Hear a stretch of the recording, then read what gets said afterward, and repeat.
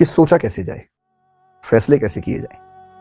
अब ये जो पंचतंत्र की कहानी है ये इसलिए है कि जब हम जीवन में निर्णय करते हैं तो हमारे पास बहुत सारे ऊट पटांग से इनपुट्स आते हैं, और यदि आप बहुत समझदार इंसान नहीं है तो इस बात का पूरा खतरा है कि कोई ना कोई कभी ना कभी आपको बेवकूफ बना ही देगा।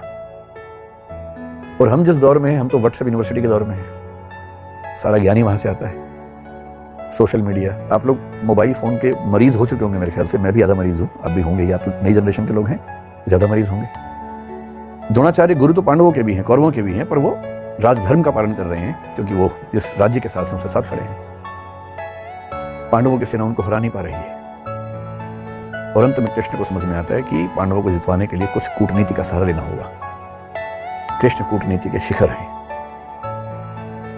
वो युधिष्ठिर से एक बात कहते हैं, पर युधिष्ठिर तैयार नहीं है एक गलत बात कहने के लिए।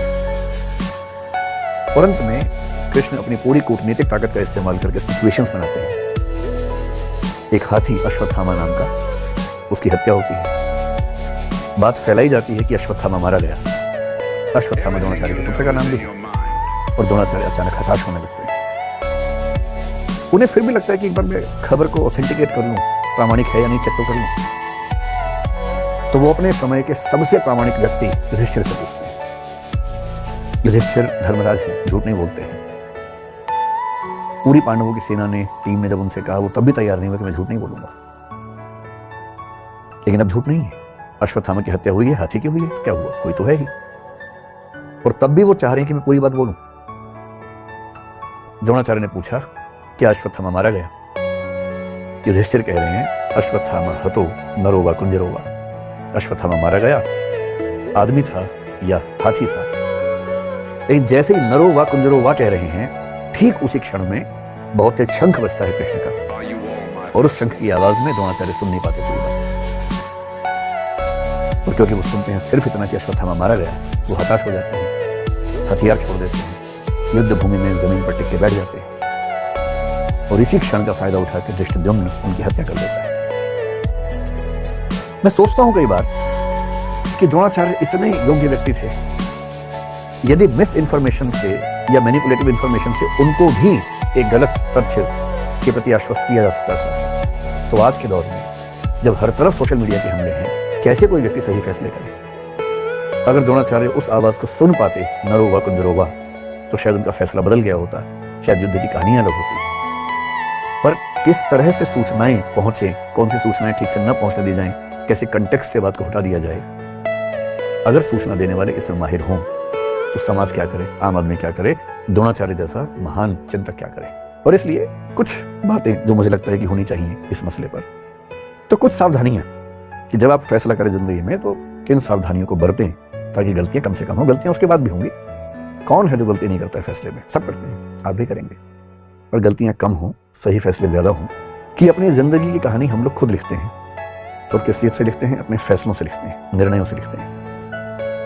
आपने किसी परिस्थिति में क्या फैसला लिया, इससे आपके जीवन की आगे की कहानी लिखी जाएगी। इसलिए मुझे लगता है कि टॉपिक थोड़ा सा महत्वपूर्ण है। जब भी कोई निर्णय लेने की प्रक्रिया में आप उतरते हैं, सबसे पहला स्टेप क्या है?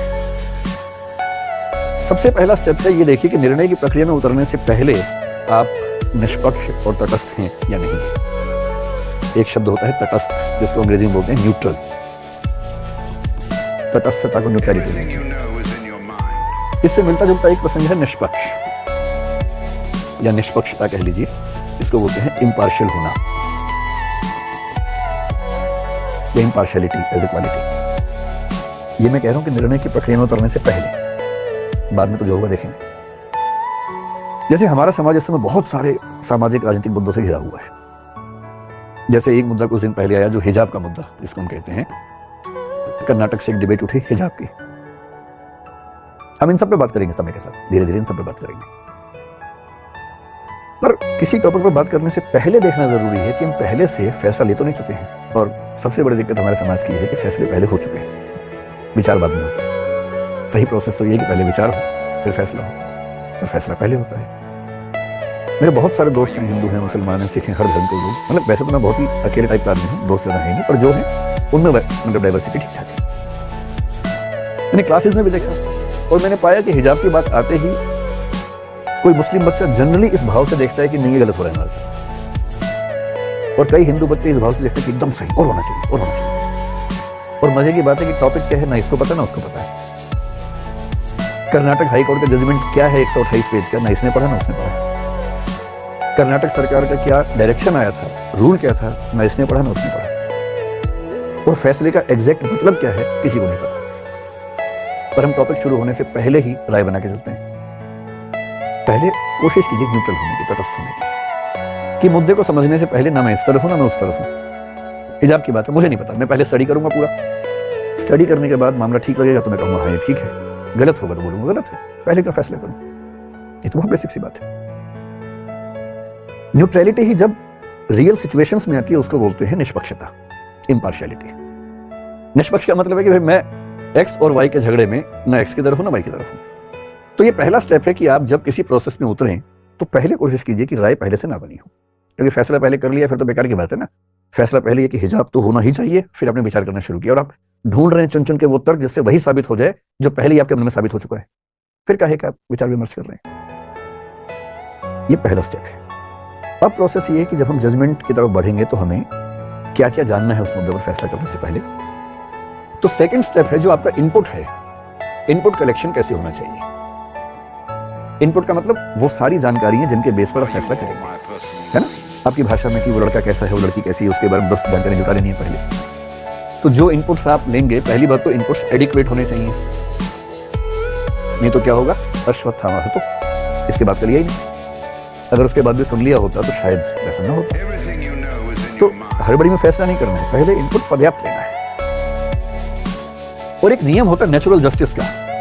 हमारे सुप्रीम कोर्ट ने मेनका गांधी केस, बहुत फेमस केस है 1978 का, आर्टिकल 21 के बारे में, उसमें बड़ी अच्छी बात कही। अगर आपने एक पक्ष को सुना और दूसरे पक्ष को सुना ही नहीं, है ना, एक फर्स्ट पार्टी है, सेकंड पार्टी है, और कई बार क्या होता है चीजें इतनी अलग होती है, एकदम अलग हो जाती है।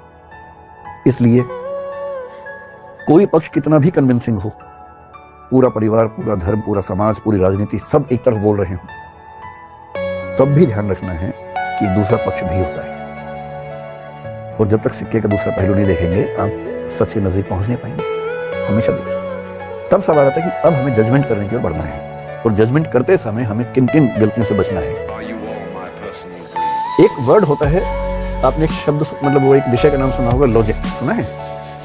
तर्कशास्त्र बोलते हैं इसको हिंदी में। Logic is a part of philosophy. Philosophy की कुछ ब्रांचेस हैं, उनमें से एक का नाम लॉजिक है। और लॉजिक का काम ये बताना है कि हम फैसला करते हुए, तार्किक फैसले करते समय कौन कौन सी त्रुटियां करते हैं। उन त्रुटियों को बोलते हैं फैलेसी, या हिंदी में बोलते हैं तर्क दोष। कि तर्क करते हुए कौन सी गलतियां आमतौर पर हमसे हो जाती हैं अगर हम प्रिकॉशन ना लें, अगर हम समझदारी से काम ना करें तो।